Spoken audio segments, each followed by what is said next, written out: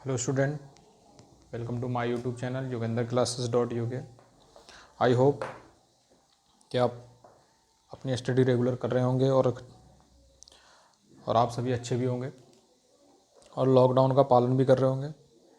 और जैसा कि आजकल कुछ 2 दिनों से लॉकडाउन की सभी लोग धज्जियां उड़ा रहे हैं,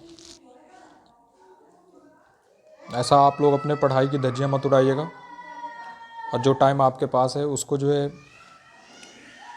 यूज़ में रखिएगा प्लीज़, और यूटिलाइज़ कीजिएगा अच्छे से, ठीक है, क्योंकि आपका इस साल बोर्ड है। तो देखिए, हमने जो है अभी तक सेकंड चैप्टर कंप्लीट किया है 10th क्लास का। आज हम थर्ड चैप्टर स्टार्ट करने वाले हैं, है ना। उसका नाम है pair of linear equation in 2 variable, ठीक है ना। तो आपको 9th क्लास में रिकॉल एक बार करा देता हूँ कि आपने 9th क्लास में पढ़ा था लीनियर इक्वेशन इन 2 वेरिएबल, है ना, लीनियर इक्वेशन इन 2 वेरिएबल। और कुछ इस तरह से आपने उनको पढ़ा था, a x plus b y plus c is equal to 0, ठीक है, where a and b does not equal to 0। a और b जो है क्या नहीं होनी चाहिए, 0 नहीं होने चाहिए यहाँ पर, ठीक है। तो आपने इस तरह से कुछ पढ़ा था 9th क्लास में, तो वही चीज़ हम यहाँ भी पढ़ने वाले हैं, ठीक है। और हमने इनको नंबर लाइन में भी क्या किया था, रिप्रेजेंट कराया था मैंने आपको, है ना। तो याद रखना, जब भी लीनियर इक्वेशन होगी, ये लीनियर इक्वेशन, ये भी लीनियर इक्वेशन है, ये भी लीनियर इक्वेशन है, ये भी लीनियर इक्वेशन है,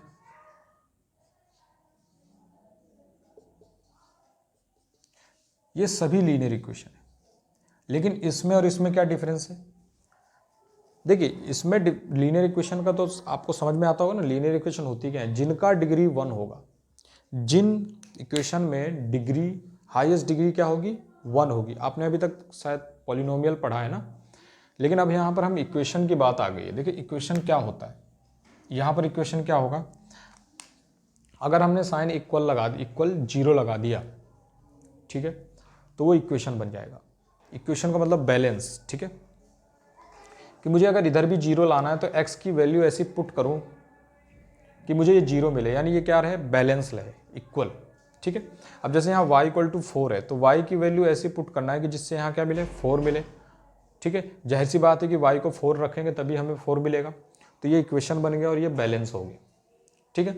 सेम ऐसे यहाँ पर देखिए, अगर मैं 5 रख दूंगा तो 5 माइनस 5 क्या मिलेगा आपको, 0 मिलेगा, तो बैलेंस हो गया, ठीक है। जहाँ जहाँ इक्वल का साइन होगा वो समझ लो इक्वेशन होती हैं, ठीक है। और इस तरह से वेरिएबल्स की फॉर्म में लिखे हों, ठीक है। पॉलिनोमियल्स, अगर पॉलिनोमियल में ही अगर आप लोग 0 पुट कर दें, इक्वल 0 लगा दें, तो वो क्या बन जाएगा, इक्वेशन बन जाएगा, ठीक है। लेकिन यहाँ पर देखिए, यहाँ पर वेरिएबल x है, y है, y है, z है, इसके बाद कोई दूसरा वेरिएबल है नहीं है। तो ये लीनियर इक्वेशन तो है, लेकिन कैसा है, 1 वेरिएबल में है। ये लीनियर इक्वेशन तो है, लेकिन ये कैसी लीनियर इक्वेशन है, 1 वेरिएबल लीनियर इक्वेशन है, 1 वेरिएबल में, ठीक है। तो हमें 2 वेरिएबल में लीनियर इक्वेशन अगर चाहिए तो मैं इसके साथ कुछ ना कुछ ऐड करूंगा, एक और वेरिएबल लिखना पड़ेगा मुझे, अगर इसको 2 बनाना है, 2 वेरिएबल्स का लीनियर इक्वेशन बनाना है x प्लस 2 को, तो मैं क्या करूंगा, प्लस y लिख दूंगा यहाँ पर, ठीक है ना। तो यानी y plus x plus 2 equal to 0, यानी इसमें 2 वेरिएबल हो गए, एक तो y और एक क्या हो गया, x हो गया। तो इसको हम क्या बोलते हैं, लीनियर इक्वेशन इन 2 वेरिएबल। अभी पेयर को छोड़ दो आप, लीनियर इक्वेशन इन 2 वेरिएबल हमने पढ़ा था 9th क्लास में, और हमने इनका ग्राफिकल रिप्रेजेंटेशन भी देखा था, ठीक है। उसका जो स्टैंडर्ड फॉर्म होता है वो ये वाला था, हमने पढ़ा था ax plus b y plus c equal to 0, हमने ये पढ़ा था, ठीक है। और इनको हमने नंबर लाइन में भी ड्रॉ कराया था, और सॉरी, इसका जो ज्योमेट्रिकल रिप्रेजेंटेशन भी करा था मैंने। देखो कैसे, मान लिया मेरे पास एक नंबर है 2x plus 5, sorry 2x plus y equal to 0, ठीक है। या आप ऐसा भी मान सकते हैं, माइनस कर लीजिए, ठीक है, 2x minus Y equal to 0। तो अगर हम यहाँ से y को इधर लेकर आ जाएं, तो आपको ऐसे हम लोगों ने सॉल्व किया था, मतलब 9th में, तो y और y इक्वल टू 2x, ये आगे देखो, ठीक है। अगर हम यहाँ से इनके कुछ सॉल्यूशन निकालते हैं, ठीक है, यहाँ पर y रख देंगे, यहाँ x रख दें, चाहे आप यहाँ x रख दो चाहे यहाँ y रख दो, कोई फर्क नहीं पड़ेगा, सॉरी y x। अब देखिए अगर x 0 पुट करते हैं आप यहाँ पर, तो y भी क्या मिलेगा आपको, 0 मिलेगा, ठीक है। अगर आप x को 1 पुट करते हैं तो y क्या मिल जाएगा आपको, 2 मिल जाएगा, यानी 1 इंटू 2 इक्वल टू क्या हो जाएगा, 2। ये तो आपने पढ़ ही रखा है ना। तो अगर हम इसका रिप्रेजेंटेशन देखते हैं इसमें तो देखो x तो 1 है और y कितना है 2, तो मान लिया यहाँ 2 है यहाँ 1 है, तो ये यहाँ पर मिल जाएगा, यानी 1, 2, और ये 0 से 0, यानी ये क्या था, ओरिजिन होता था, है ना, ठीक है। तो यहाँ से अगर हम इसको रिप्रेजेंट करेंगे इस तरह से, तो ये ऐसे एक स्ट्रेट लाइन बना के जाएगा। तो याद रखना जब भी आप लीनियर इक्वेशन का रिप्रेजेंटेशन करते हैं, ठीक है ना, तो वो कैसा देता है, एक स्ट्रेट लाइन देता है। कितनी कोई भी वेरिएबल का, कितने भी वेरिएबल हों, अगर वो लीनियर इक्वेशन है तो आपको क्या देगा, वो एक स्ट्रेट लाइन देगा, ठीक है। तो इसका मतलब हमने जब 9th क्लास में पढ़ा था लीनियर इक्वेशन इन 2 वेरिएबल, तो वहाँ पर हम जब इसको ड्रॉ करते थे तो हमें एक लाइन मिलती थी, लेकिन अब हमें यहाँ पेयर कर दिया गया है, ठीक है। पेयर मतलब हमें यहाँ लीनियर इक्वेशन 2 वेरिएबल तो होंगी, लेकिन अब हमें 2 लीनियर इक्वेशन को लेकर चलना है। किन को लेकर चलना है, 2 लीनियर इक्वेशन को लेकर चलना है। तो देखिए ध्यान से कैसे, मैं इसको रफ कर रहा हूँ। देखिए मान लिया जाए कि अगर हमने एक लीनियर इक्वेशन ली ax plus by plus c equal to 0, तो मुझे दूसरी लीनियर इक्वेशन लेनी है। तो देखो, और वेरिएबल कैसे होने चाहिए, 2 वेरिएबल होने चाहिए, लेकिन सेम वेरिएबल में भी तो चलना है लेकर के, तभी हम उन इक्वेशन को भी सॉल्व कर पाएंगे और रिप्रेजेंटेशन करके दिखा पाएंगे, ठीक है। तो यानी जब दूसरा लीनियर इक्वेशन लेंगे तो उसका वेरिएबल भी क्या होना चाहिए, एक्स वाई होना चाहिए, ठीक है। क्या होना चाहिए, एक्स वाई होना चाहिए। इसका मतलब फिर चेंज क्या होगा उसमें, यानी उसमें ये जो कांस्टेंट है ए बी सी, ये चेंज हो सकते हैं, ठीक है, लेकिन एक्स वाई दूसरी वाली इक्वेशन में भी होना चाहिए, तभी हम उसको बोलेंगे पेयर। पेयर का मतलब क्या होता है, जोड़ा, है ना, समझ में आ गई बात। तो पेयर अगर हमें बनाना है तो उसी तरह का हमें दूसरा भी लेना पड़ेगा। जैसे मान लीजिए ये दोनों मार्कर हैं, तो ये मार्कर क्या हो गया, पेयर ऑफ दिस मार्कर, है ना, ठीक है। तो ऐसा ही हमें दूसरा भी एक पेयर बनाना होगा। तो हम क्या करेंगे, वहाँ क्या चेंज कर सकते हैं, हम क्या चेंज कर सकते हैं, कांस्टेंट चेंज कर सकते हैं। तो पहला a1 मान लो, दूसरा b1 और ये c1। तो दूसरी इक्वेशन अगर आप लेट करेंगे तो क्या लेट करेंगे, a2x plus b2y plus c2 equal to 0। और यहाँ पर आपको लिखना है a1 b1 does not equal to 0, और यहाँ लिखना है आपको a2 b2 does not equal to 0। तो ये है pair of linear equation in 2 variable. I hope इतनी बात आपको समझ में आ गई होगी, ठीक है। देखो पेयर के लिए तो हम, अगर पेयर की बात आती है तो पेयर का मतलब है कि वेरिएबल सेम होने चाहिए। मैं यहाँ जरूरी नहीं एक्स वाई लिख सकता हूँ, यहाँ पर मैं पी क्यू भी लिख सकता हूँ। यहाँ पर क्या लिख सकता हूँ मैं, यहाँ पर पी क्यू भी लिख सकता हूँ, ठीक है। तो अब देखिए ध्यान से, अब आगे आते हैं हम लोग एग्जाम्पल में जो है, एक्सक्यूज मी एक मिनट।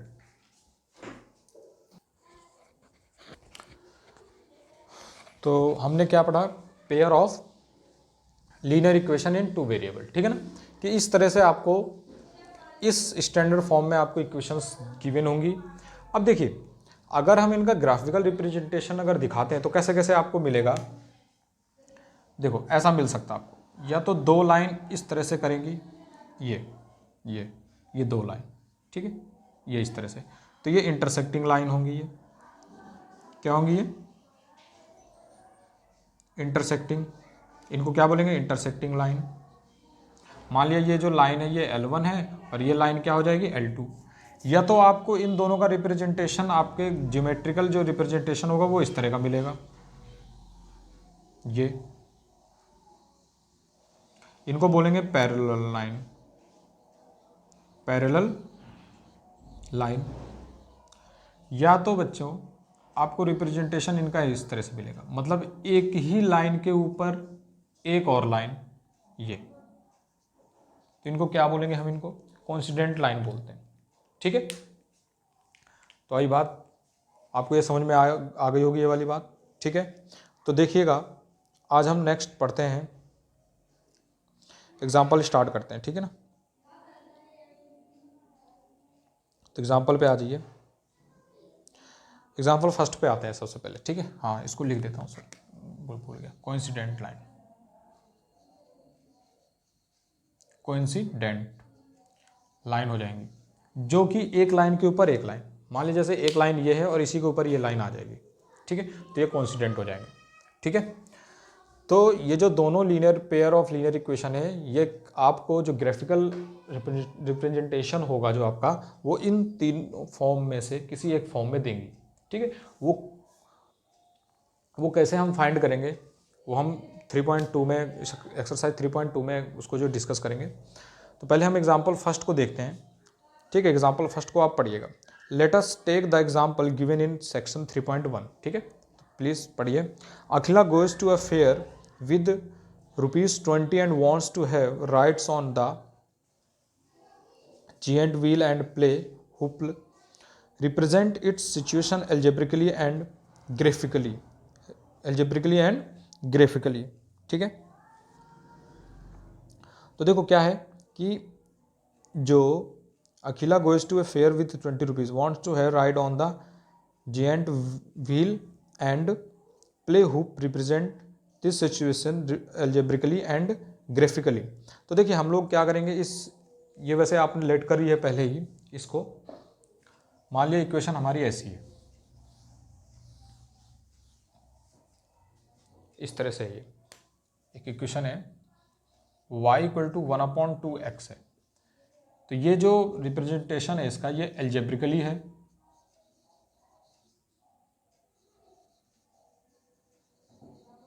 ठीक है। अब इसे ग्राफिकली दिखाना है, तो ग्राफिकली के लिए क्या करेंगे हम बच्चों, हम यहां पर वैल्यू पुट करेंगे कुछ।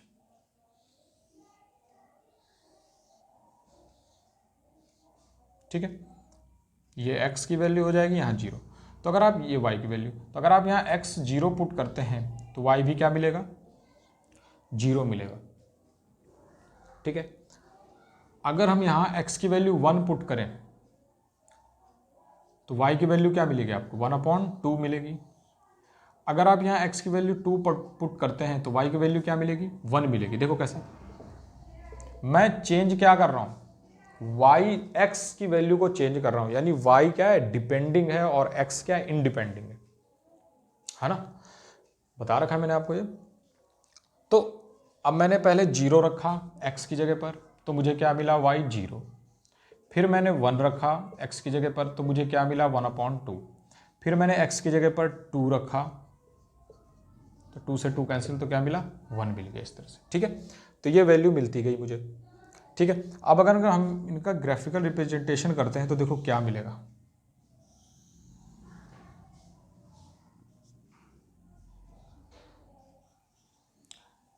तो 0,0 ये ओरिजिन है, ये x है, ये x dash, this y and this y dash.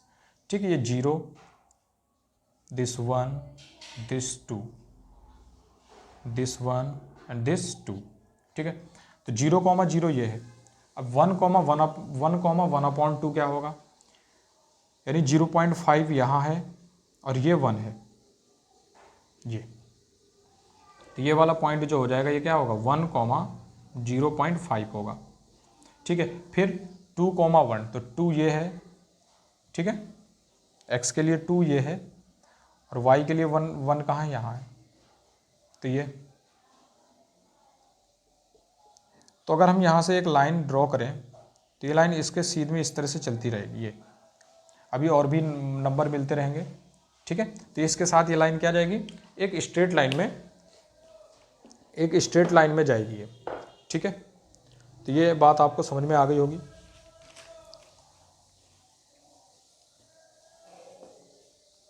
इस तरह से यहाँ पर रिप्रेजेंटेशन होगा एक लाइन का। ठीक है, अब देखिए ध्यान से, ये एक के लिए हो गया, अब इसमें एक और वेरिएबल शायद दिया हुआ है हमने, ये वो एग्जांपल नहीं पढ़ा मैंने शायद ठीक से, चलो इसको छोड़ दो, आगे हम नेक्स्ट एग्जांपल को देख लेंगे। ठीक है, एग्जांपल नंबर 2 देख लेंगे। ठीक है, उसमें आपको समझ में आ जाएगा अच्छे से, लेकिन रिप्रेजेंटेशन मैंने आपको बता दिया इस तरह से होगा। ठीक है, देखो एग्जांपल 2 देखो जरा आप लोग पहले। एग्जांपल 2 देखिएगा।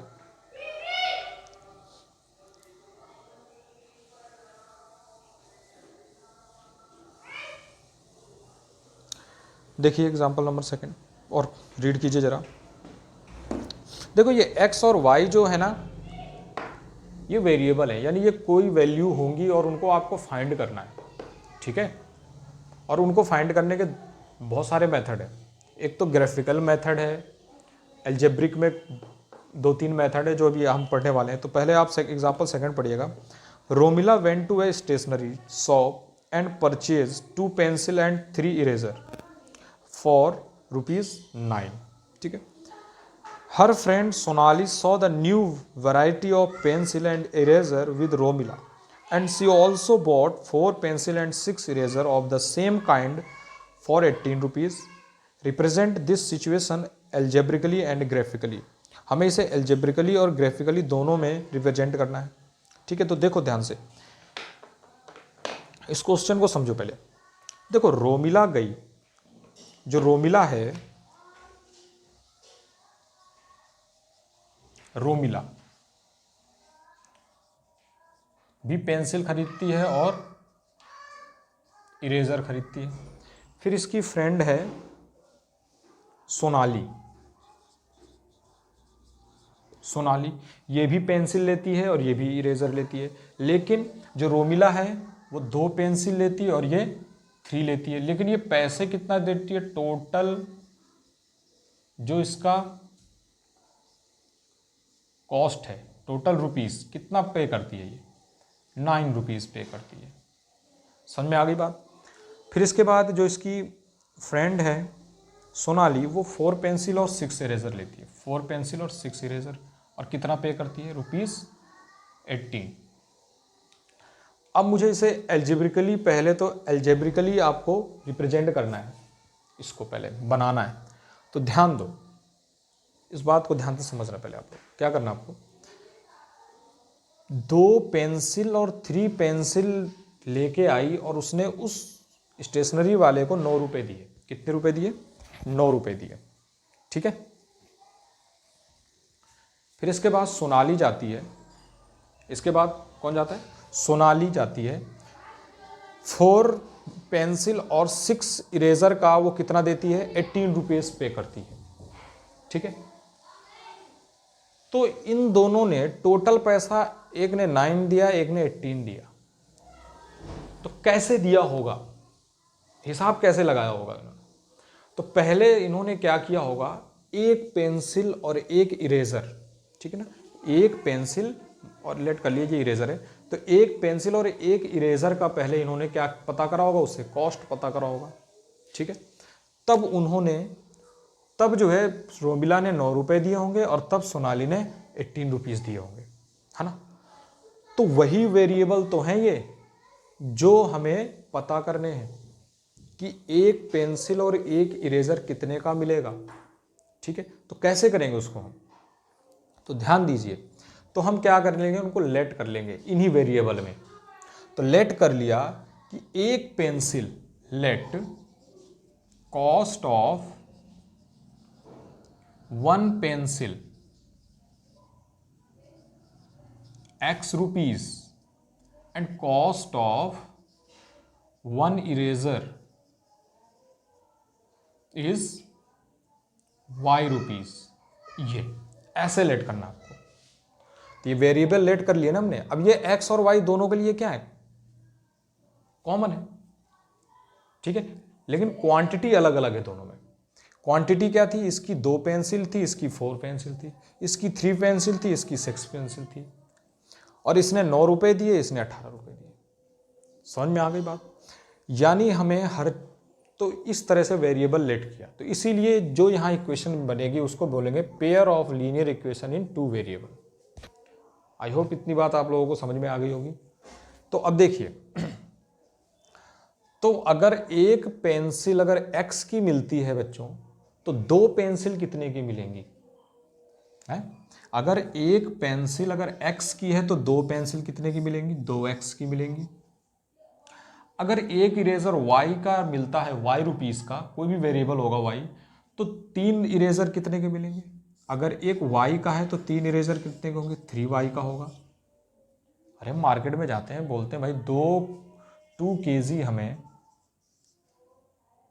क्या दे दो, शुगर दे दो। शुगर लेने गए 2 kg, आजकल कितना मार्केट में चल रहा होगा, मान लिया जाए 40 चल रहा है। तो इसका मतलब पहले आप 1 kg का ही तो पता करोगे, यानी मान लिया आपने उसको 80 रुपीज़ दिए, तो इसका मतलब 2 kg का अगर 80 है तो 1 kg का कितना होगा? 40 होगा ना। पहले 1 kg ही तो पता करेंगे हम लोग, तो सबकी हम पहले 1 यूनिट क्वांटिटी को ही पता करेंगे। तो इसका मतलब अगर एक पेंसिल x की मिलती है तो 2 पेंसिल 2x की मिलेंगी। मान लिया अगर एक पेंसिल 3 की है तो 2 पेंसिल 6 रुपए की मिलेगी ना। 2 इंटू उस प्राइस में क्या कर देंगे हम? मल्टीप्लाई कर देंगे 1 रुपए, एक क्वांटिटी में, एक क्वांटिटी के प्राइस में, एक क्वांटिटी के कॉस्ट में नंबर ऑफ जितनी भी क्वांटिटी होंगी उनकी मल्टीप्लाई कर देंगे, तो सबका कॉस्ट निकल जाएगा। इतनी बात समझ में आ गई? तो ध्यान से देखिएगा यहाँ पर, तो अगर एक पेंसिल x की है तो 2 पेंसिल कितने की? 2x की। अगर एक इरेजर y का है तो 3 कितने का? 3y का। तो उसने टोटल रुपए कितने दिए? तो ये जो आया, ये 2x जो आया, 3y जो आया, ये दोनों रेट हैं, ये दोनों क्या है? कॉस्ट है। ये दोनों क्या है? कॉस्ट है। यानी उसने कितने रुपए पे करे? उसने पेंसिल के लिए 2x रुपए पे करे और इरेजर के लिए 3y रुपीज़ पे करे, तो टोटल रुपए कितने बन गए? 9 रुपए बन गए। सेम ऐसे इसका 4x और ये क्या हो जाएगा? 6y। तो ये कॉस्ट है, ठीक है, ये भी क्या है? कॉस्ट है। यानी इसने 4 पेंसिल ली तो 4x रुपए पे करे, और इसने 6 पेंसिल ली तो 6y रुपए पे करे, तो टोटल पे कितना करा उन्होंने? 18 रुपीज़ पे करा। तो इस तरह से आपको ये इक्वेशंस बनानी होंगी। आई होप आपको इतनी बात समझ में आ गई होगी। अब इन्हें सॉल्व कैसे करना है देखिए, करते हैं आगे हम लोग। तो हमने लेट कर लिया, लेट एग्जाम्पल 2 है, let cost of 1 pencil x rupees and cost of 1 eraser y rupees. ठीक है, ऐसे आपको लिखना है। लेट कर लिया हमने, तो according to question, according to question क्या बोला जा रहा है कि रोमिला अगर 2 पेंसिल और 3 इरेजर लाती है तो 9 रुपए देती है। तो इसका मतलब 2 पेंसिल और 3 इरेजर लाई तो उसने कितना पे करा? 9 रुपीज़ पे करा। तो इसका मतलब जब एक पेंसिल x का है तो 2 पेंसिल कितने का मिलेगा बच्चों? 2x का। जब एक इरेजर y का है तो 3 इरेजर कितने का मिलेगा? 3y का। तो इसका मतलब आपने 2x रुपए दिए पेंसिल के लिए और 3y रुपए दिए 3 पेंसिल के लिए, तो टोटल कितने दिए? 9 रुपीज़। तो ये पहला इक्वेशन आपको मिल गया। सेम ऐसे ही किसके लिए, किसके लिए करेंगे हम लोग? सोनाली के लिए। तो सोनाली ने कितना पेंसिल लिया? 4 लिया। तो एक का अगर x है तो दूसरे का, तो 4 का कितना हो जाएगा? 4x plus. ऐसे ही अगर एक इरेजर y का है तो 6 इरेजर कितने का मिलेगा बेटा? 6 इरेजर का कॉस्ट कितना होगा? 6y, और टोटल उसने कितना करा? 18 रुपये पे करा। तो ये सेकंड इक्वेशन हो गई। तो ये बन गया pair of linear equation 2 variable में। तो ये एल्जेब्रिकली रिप्रेजेंटेशन है इनका जो है, ठीक है, जो इन्होंने दिए थे यहाँ पर क्वेश्चन में। अब इसका हमें कैसा रिप्रेजेंटेशन करना है? अब हमें इसका रिप्रेजेंटेशन करना है ग्राफिकली। तो ग्राफिकली रिप्रेजेंटेशन कर लेंगे हम लोग, क्या दिक्कत है हमें? ठीक है, तो ध्यान दीजिए करते कैसे इसको। ठीक है, देखो ऐसा नहीं है कि आप कोई नई चीज़ पढ़ रहे हैं, आपने ये लीनियर इक्वेशन पढ़ा है, लेकिन पहले आपने केवल लीनियर इक्वेशन पढ़ा था, 2 वेरिएबल में पढ़ा था, लेकिन आपके पास केवल एक ही लीनियर इक्वेशन होती थी। यहाँ पर आप पढ़ रहे हैं लीनियर इक्वेशन, लेकिन आपको यहाँ पेयर में यानी यहाँ 2 लीनियर इक्वेशन है। ठीक है, एक्स वाई की वैल्यू वैसे ही फाइंड करना जैसे हमने 9th क्लास में फाइंड किया था, वैसे यहाँ भी फाइंड करना है, लेकिन यहाँ 2 लीनियर इक्वेशन के लिए फाइंड करना है। ठीक है, तो इसीलिए आप लोगों को कन्फ्यूज़ होने की कोई ज़रूरत नहीं है। तो देखिए ध्यान से करते हैं इसको सॉल्व। जो है पहले हम फ्रॉम इक्वेशन फर्स्ट, तो इसके लिए सॉल्व करते हैं। तो देखिए ध्यान से क्या करेंगे हम लोग, यहाँ इसको इधर लेकर के आ जाओ। तो 2x इक्वल टू आपको मिल जाएगा 9 - 3y। ठीक है, तो यहाँ से x कितना मिल जाएगा आपको, 9 - 3y अपॉन 2 मिलेगा। तो देखो हम यहाँ पर y की वैल्यू पुट करते रहेंगे और हमें x की वैल्यू क्या रहेगी, मिलती रहेगी। चाहे आप x की वैल्यू पुट करते रहो तो y की वैल्यू मिलती रहेगी। आई होप इतनी बात आपको समझ में आ गई होगी। ठीक है, तो पुट करते हैं यहाँ पर। ठीक है, और फिर इसको ग्राफिकली देख लेंगे हम लोग। ये x है और ये y है। तो अगर मैं यहाँ पर y को अगर 0 पुट कर दूँ, y को क्या पुट कर दूँ, 0। क्या पुट कर दूँ, y को 0 पुट कर देते हैं अगर हम, तो देखो यहाँ क्या मिलेगा आपको, 9 - 3 × 0 अपॉन में 2। तो ये तो 0 हो गया, तो क्या मिला आपको, 9/2 मिला। 9/2 बोले तो 4.5। तो आपको क्या मिल गया, x कितना मिल गया, 4.5 मिल गया। अब आप क्या करेंगे आगे, y की वैल्यू कुछ और पुट कर दो। अगर मुझे x को 0 करना है तो y की वैल्यू क्या करूंगा मैं, y की वैल्यू क्या कर दूंगा, 3 पुट कर दूंगा। ठीक है, अगर y आप 3 पुट करते हैं तो क्या मिलेगा, 9 - 3 × 3 अपॉन 2। तो 9 - 9/2, 9 - 9 कितना हो जाएगा, 0। तो 0 आ गया, तो ये वैल्यू निकल गई है। इतनी बात समझ में आ गई होगी आपको।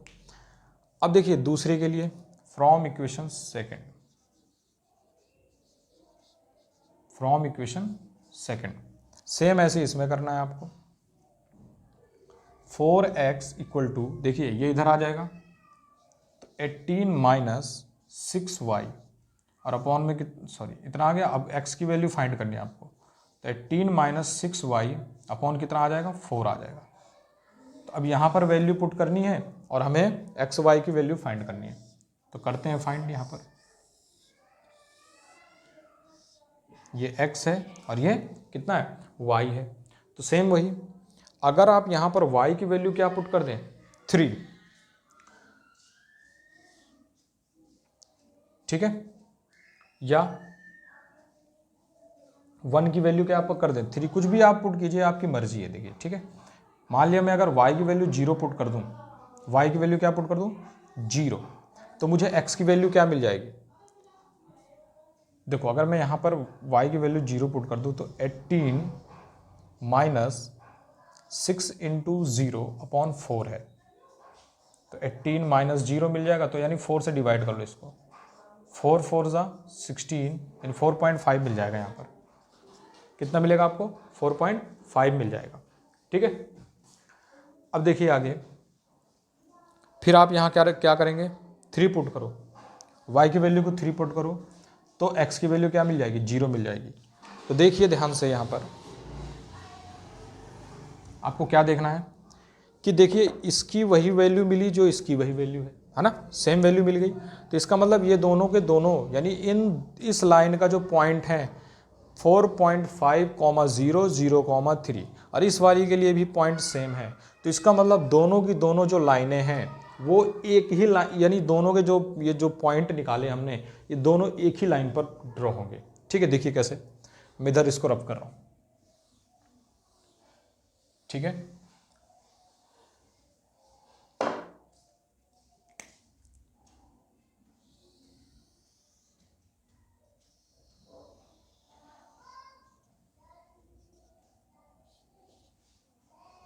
ये x है, ये x डैश है, ये y है और ये y डैश है। ठीक है, तो x में आपको 1 2 3 दिस 4, ठीक है। एक्स में भी ऐसे अरे ये तो एक्स एक्स में आ गया, वाई में देखिए 1 2 3, तो एक्स में कितना जाना है 4.5, तो 4 ये है, 0.5 यहाँ होगा, तो ये जो वैल्यू है यहाँ पर ये 4.5,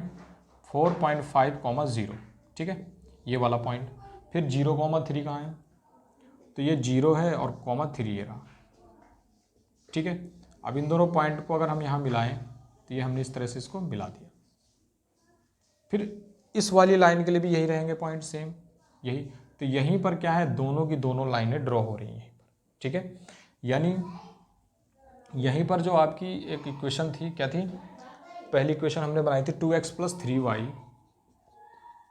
= 9, और दूसरी वाली भी यहीं पर है, क्या था वो 4x + 6y = 18। देखो ये, तो ये दोनों जो लाइनें हैं ये कैसी लाइनें थी, कोइंसिडेंट लाइनें थी, ठीक है, जो एक ही उस पर थी, एक ही पॉइंट पर, यानी इस लाइन में ही सारे इन दोनों के पॉइंट ड्रॉ हो रहे थे, ठीक है। तो आई होप आपको ये बात समझ में आ गई होगी। आपने ये भी समझ लिया pair of linear equation in 2 variable, ठीक है। अब देखिए आगे देखते हैं, इसमें हम थर्ड वाला क्वेश्चन देखिएगा, थर्ड एग्जांपल पे आ जाते हैं, ठीक है।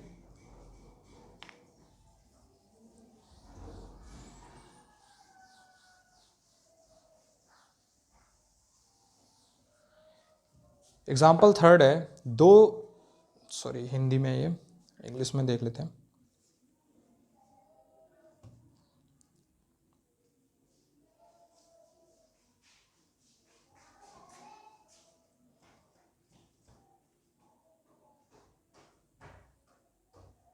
Two rails are represented by the equation x + 2i - 4 and 2x + 4 - 12 = 0। तो रिप्रेजेंट दिस सिचुएशन ज्योमेट्रिकली, इसको ज्योमेट्रिकली रिप्रेजेंट करना है हमें, ठीक है। तो देखते हैं, दो रेल लाइनें हैं, ठीक है, ठीक है। तो देखिएगा पहला जो इक्वेशन है, एग्जाम्पल थर्ड है ये,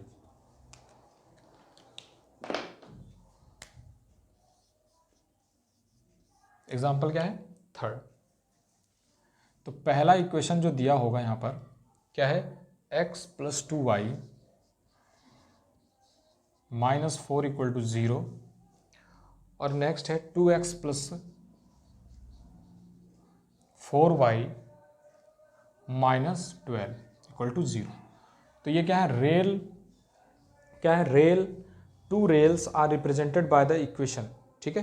तो दो रेल पटरियाँ, मतलब रेल पटरियाँ ही होंगी, ठीक है। उन दोनों के लिए जो इक्वेशन है वो ये बनी हुई है, ठीक है। आगे बात सुन में, ठीक है। तो आपको ये इसको ज्योमेट्रिकली रिप्रेजेंट करना है। तो आपने देखा होगा कि जो रेल लाइन होती है वो क्या होती है, पैरेलल होती है, यानी इन दोनों को अगर रिप्रेजेंट करेंगे तो क्या होगी, पैरेलल रिप्रेजेंट करेंगे, ठीक है। एक सेकेंड,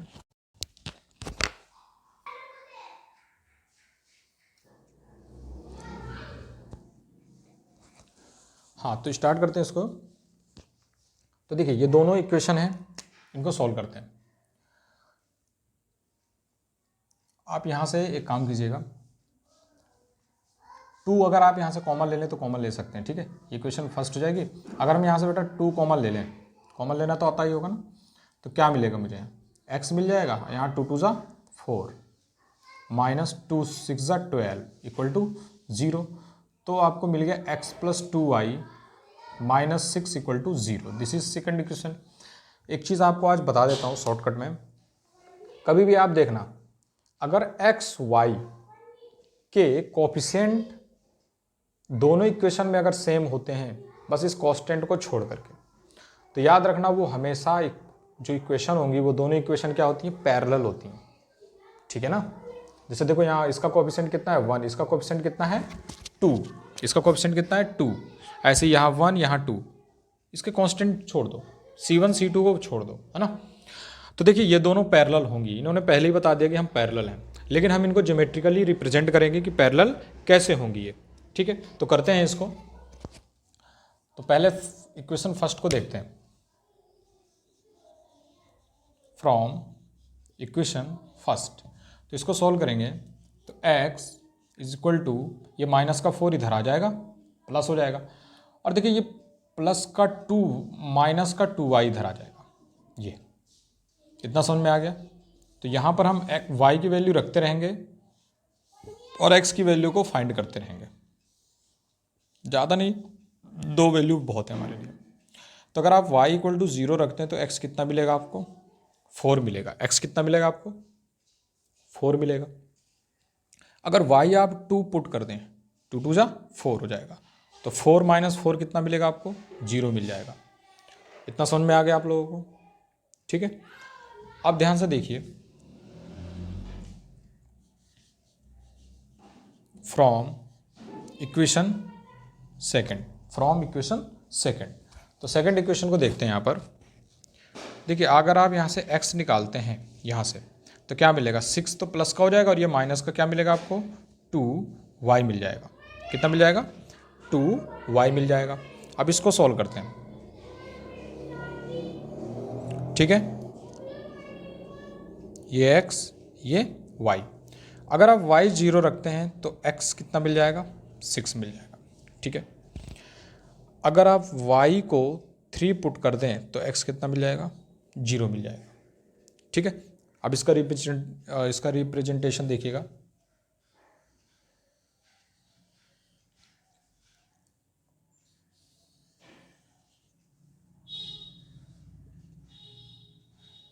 वन 2 3 4 5 6, ऐसे इधर 1 2 3 4